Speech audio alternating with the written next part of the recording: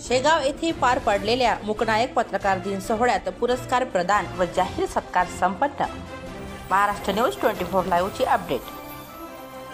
आंबेडकरी voice media फोरमच्या वतीने शेगाव येथे पार पडलेल्या मूकनायक पत्रकार दिन सोहळ्यात गगन फाउंडेशनचे अध्यक्ष गगनजी मलिक तसेच दादाराव अभंग, जय महाराष्ट्र न्यूजचे प्रफुल्ल खंडारे, जिल्हा प्रतिनिधी वंचित बहुजन आघाडीचे जिल्हा अध्यक्ष देवाभाऊ हिवराळे समाज गौरव पुरस्काराने सन्मानित करण्यात आले।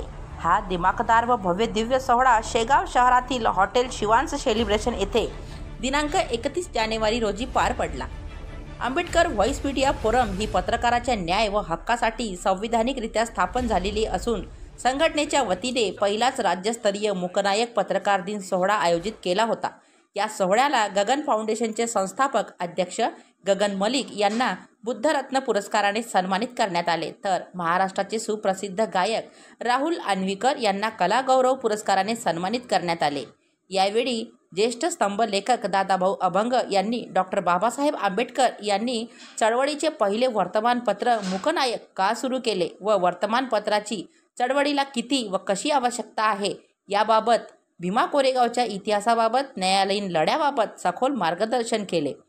या कार्यक्रमात विविध क्षेत्रात नामांकित 28 गुणीजनांना विविध पुरस्काराने सन्मानित करण्यात येऊन संघटनेच्या वेबसाईटचे जितरत्न पटाईत यांचे हस्ते उद्घाटन करण्यात आले।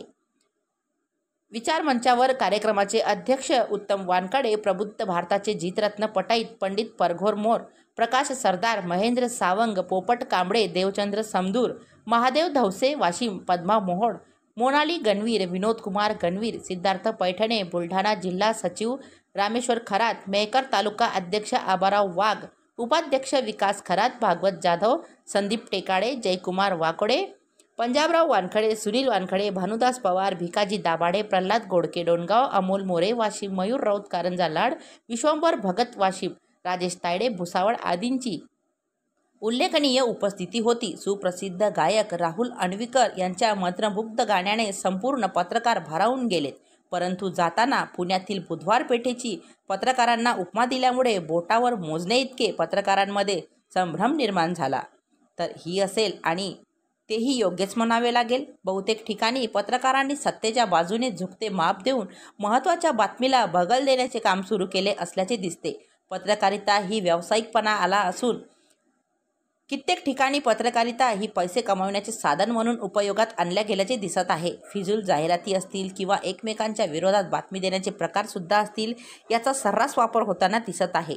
यामध्ये राजकारण असेल किंवा धर्मकारण करण्याचे काम असेल तर ते पत्रकारितेच्या माध्यमातून पूर्ण केल्या जात असल्याचे दिसते। याला गोदी मीडिया हा शब्द सुद्धा असून अनेक ठिकाणी संबोधल्या सुद्धा जाते। आजच्या परिस्थितीत सत्तेच्या फेवर बातम्यांनी जणू कळसच गाठला आहे। यामध्ये चॅनलचे पत्रकार असतील, प्रिंट मीडियाचे पत्रकार असतील किंवा ऑफलाईन मीडियाचे पत्रकार असतील, त्यांच्या माध्यमातून हे कार्य सर्रास केल्या जाते। संपूर्ण बाबीची जाणीव असतानाही फक्त दुर्लक्ष केल्या जाते। याचा दुष्परिणाम कसा असेल हा विचार केलेलाच बरा। मात्र हे संपूर्ण देशासाठी घातक असून ही आधुनिक गुलामीचे संकेत आहे। जर समाज आणि देश सुरक्षितच ठेवायचा असेल तर पत्रकारांनी पेनाची धार अधिक तीव्र करून चालविणे गरजेचे आहे, तर कुठे भविष्यात याचे चांगले परिणाम दिसतील। मग सरकार असेल किंवा सत्ताधारी असेल, विरोधक असेल तर आपल्या लेखणीमध्ये खरी ताकद असेल तर गोदी मीडियाला सुद्धा चपराक बसेल। याचे ताजे उदाहरण द्यायचे असतील तर आपण केवळ संघर्षातूनच निर्माण झालेले आहोत। डॉक्टर बाबासाहेब आंबेडकरांनी सांगितले होते, समाजकार्याला 10वा हिस्सा देणे अनिवार्य आहे, परंतु 10वा हिस्सा तर सोडाच, आमचीच काही निर्धावलेली मंडळी कुठल्या ना कुठल्या मार्गातून आम्हाला लुटण्याचा प्रयत्न करीत असून ओढाताण करीत असल्याचे, संपूर्ण चळवळ ही मागे घेऊन जात असल्याचे आज संपूर्ण जग उघड्या डोळ्यांनी पाहत आहे।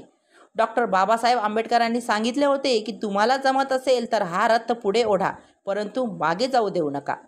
आमच्या बांधवांनी रथ पुढे नेला तर नाहीच, मागेही जाऊ दिला नाही। याचा परिणाम मागे असलेले सर्व मंडळी पुढे गेली आणि आमचा रथ जागेवरच राहिला। याचा सखोल विचार करणे गरजेचे असताना सुद्धा आमचे वैचारिक बांधव एकमेकांवर अपयशाचे खापर फोडण्यात यशस्वी झाले, ही शोकांतिकाच। शेगाव येथील कार्यक्रमामध्ये दादाराव अभंग यांनी आपल्या भाषणातून पोटतिडकीने भीमा कोरेगावची स्थिती सांगितली व याबाबतीत किमान 30 ते 40 अग्रलेख लिहून सुद्धा पूर्ण केले आणि प्रकाशित सुद्धा केले याची माहिती संबंधित पत्रकारांना असेलही किंवा नसेलही हा भाग वेगळा. शेगाव येथील कार्यक्रमामध्ये आजच्या परिस्थितीत जवळपास सर्व पत्रकारांना माहिती झाली. त्यामुळे दादाराव अभंग यांच्यामुळे आज सत्य परिस्थिती उघड झाली हेही तितकेच खरे. आणि समाज घडविण्याचे काम या काळामध्ये होईल याचा अर्थ सुप्रसिद्ध गायक राहुल अन्विकर यांच्या गीतामधून बऱ्याच प्रकारे निर्माण झाल्याचे दिसते. असो, संपूर्ण प्रदेश कार्यकारिणीच्या आंबेडकरी व्हॉइस मीडिया फोरमचे सर्व कार्यकर्ते पदाधिकाऱ्यांनी या कार्यक्रमाला लक्षणीय उपस्थिती दर्शवली आणि आजचा आपला मूकनायक दिन संविधान अमृत महोत्सव राज्यस्तरीय पुरस्कार सोहळा 2025 पत्रकाराच्या न्याय व हक्कासाठी संविधानिक आवाजाअंतर्गत हॉटेल शिवांश सेलिब्रेशन शेगाव येथे येऊन कार्यक्रमाची शोभा वाढवली. आणि कार्यक्रम शेगावमध्ये नव्हे तर महाराष्ट्रामध्येही नव्हे संपूर्णतः भारत देशामध्ये आंबेडकरी व्हॉइस मीडिया फोरमचे कौतुक होताना दिसत आहे. याचे खरे श्रेय द्यायचे असेल तर आंबेडकरी व्हॉइस मीडिया फोरमचे केंद्रीय अध्यक्ष उत्तमरावजी वानखेडे, प्रकाशजी सरदार केंद्रीय महासचिव, महेंद्र सावंत प्रदेशाध्यक्ष, देवचंद्र समदूर राज्य सचिव, पंडित परघोरमोर केंद्रीय सल्लागार व यांच्यासोबतच संपूर्ण सहकार्यांनी घेतलेली मेहनत.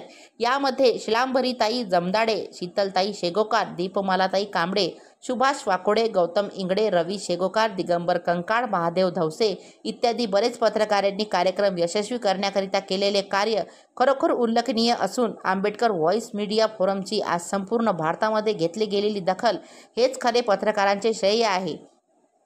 यामध्ये काही अशी पत्रकारांनाही उणिवा जरी जाणवली असेल की परंतु ह्या उणिवा दूर करण्यासाठी त्यांनी स्वतः पुढाकार घेऊन येणारा पुढील कार्यक्रम याहीपेक्षा किती यशस्वी होईल याकडे गांभीर्याने लक्ष दिले तर आंबेडकरी व्हॉइस मीडिया फोरमची गिनीज बुकामध्ये नोंद झाल्याशिवाय राहणार नाही.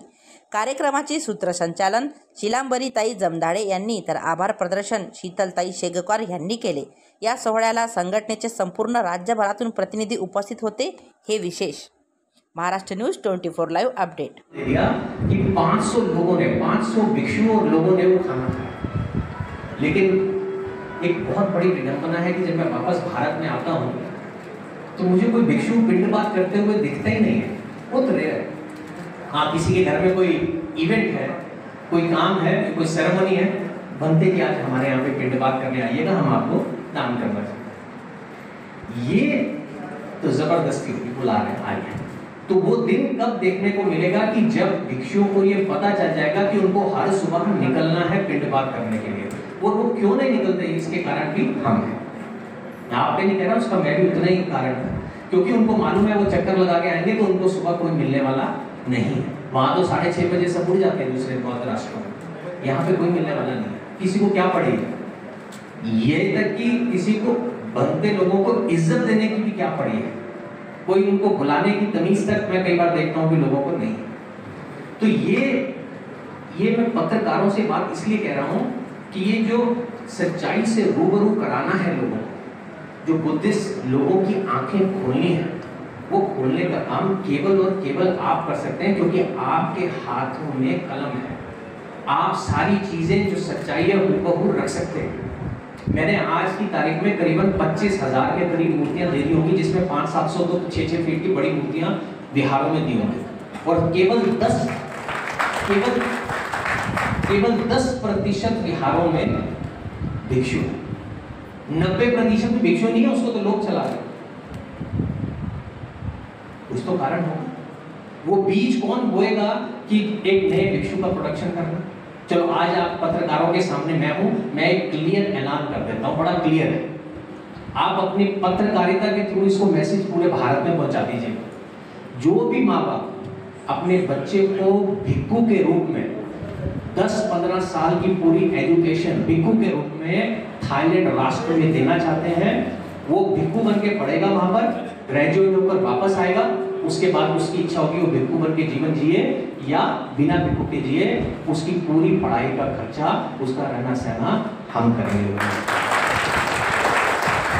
अब ये तो हमने कह दिया, अब भिक्षु लाएगा कौन. राज्यातले उत्कृष्ट स्तंभलेखक ज्यांना आम्ही पुरस्कार दिला आहे ते आदरणीय कांबळे सर, पोपटराव कांबळे सर आणि गगनजी मलिक यांनी या ठिकाणी उपस्थिती देऊन आमच्या कार्यक्रमाची शोभा वाढवली. आणि मी आणि आमची संघटना त्यांचे खूप खूप आभार व्यक्त करते. आंबेडकरी समाजातील पत्रकार महाराष्ट्रातील आलेले सर्व या सदस्यांचं या ठिकाणी उपस्थित दिल्याबद्दल मी त्यांचं जाहीर आभार व्यक्त करतो. समाजातील प्रतिष्ठित लोक जे आलेले, ज्यांनी हा कार्यक्रम आवर्जून पाहिला, त्या सर्वांचं मनापासून आंबेडकरी व्हॉइस मीडियापर्यंत अध्यक्ष या नात्यानं समितीतर्फे, संघटनेतर्फे, फोरमतर्फे मी आपले जाहीर आभार व्यक्त करतो. आणि हा कार्यक्रम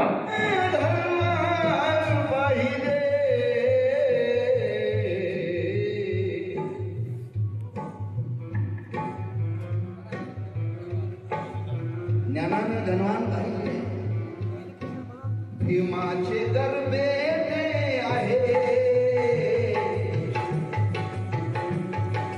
भीमाचे गरबे आहे, तर भीमा संशीलवान पाहिजे.